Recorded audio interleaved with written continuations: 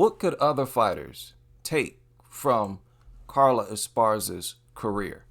Because the entirety of anyone's career, you can look at it as a learning lesson. What can I take and what should I leave?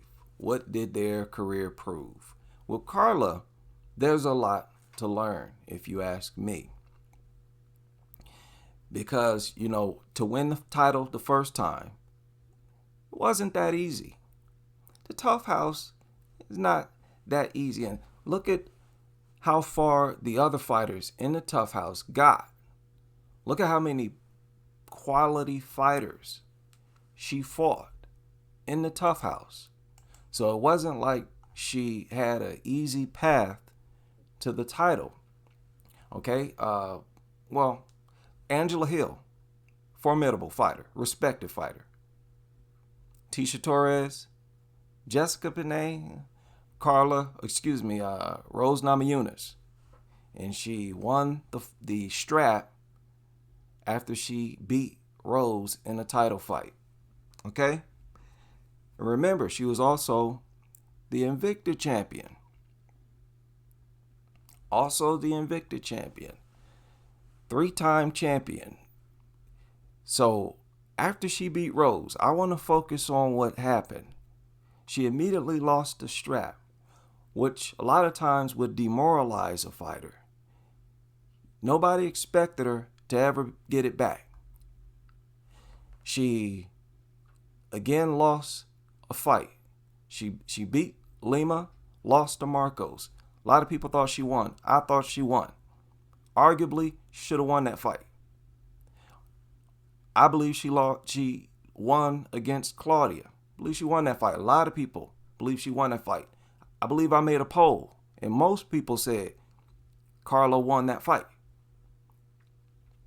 So, arguably, immediately after losing the strap, she should have been on a 5-fight win streak.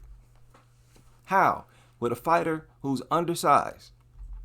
Remember, at 5'1", her tiny little limbs, she was supposed to be at 105. That's why she's the first fighter to campaign for that division.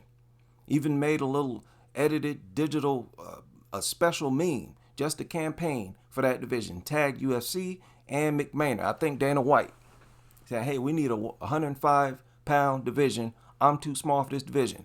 Because after the division started, I believe she started to realize some of these chicks is huge and they should be fighting at 125. Joanna was one of them. Then we got bantamweights draining down to 115. Flyweights draining down to 115. And Joanna was one of them. She was a weight bully. That's why she was struggling to make the weight. She said herself she's really a flyweight. Fighting at that weight artificially just to have a size advantage. So she was undersized. You're not supposed to be that formidable. She was formidable because of her wrestling. Wrestling is more important than striking. I hate to say it. I enjoy to see striking over wrestling. But wrestling makes you a far more formidable fighter. Your striking can be poor. But if your wrestling is top notch, you can get that belt. If your striking is top notch and your wrestling is poor, you can forget about it. Rodriguez is never even going to fight for that strap, if you ask me. And other fighters like her. If you primarily a striker, you got to be able to have good takedown defense and ability to get back to your feet. Joanna had it, but even Joanna found herself many times on the ground getting beaten up. Against Claudia, y'all remember that? Where she could have very well been stopped. So it's a dangerous game. And most people don't get away with being a top-notch striker and being poor at wrestling. And her being that small, there's no way she should have been this formidable. She got stopped by Suarez, killed her momentum, and then went on a 6-fight win streak. That's crazy. She arguably should have had a 5-fight win streak, 1 loss, and a 6-fight win streak. Many people thought she beat Tisha. That's crazy for a fighter who's really undersized. If you ask me, that is crazy. So more than anything, in my opinion, Carla proved how important wrestling is.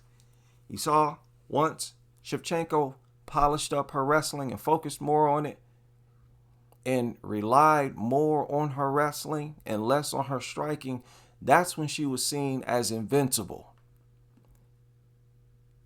You got invincible vibes at that point. When Wei Li did the same thing, that's when she seemed invincible. And that's why she currently is seen as formidable as she is. Look at all the solid champions. They had that ground game. Valentina Shevchenko? Yes. Check. Check. Alexa Grasso? Check. Now, she got poor takedown defense, at least against Valentina, but she's no joke on that ground. She's on that ground even doing a lot to Shevchenko. On the ground, Alexa Grasso was not always on the receiving end. We all know that. Don't lie now. She stopped her on the ground.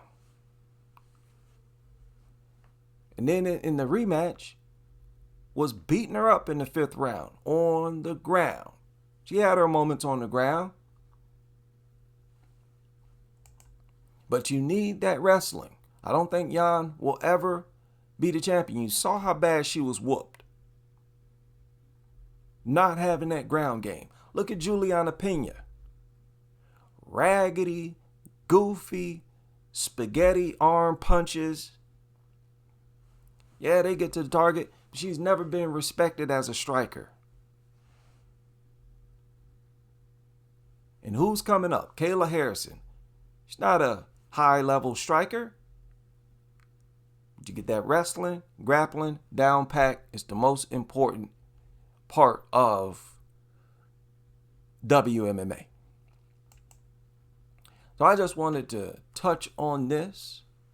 You saw the thumbnail I chose because, you know, I'm a heterosexual.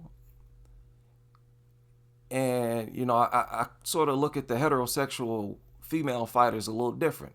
I always expect the female fighters to be lesbian. You know, you don't expect real formidable toughness from heterosexual girly chicks. And Carla's very girly.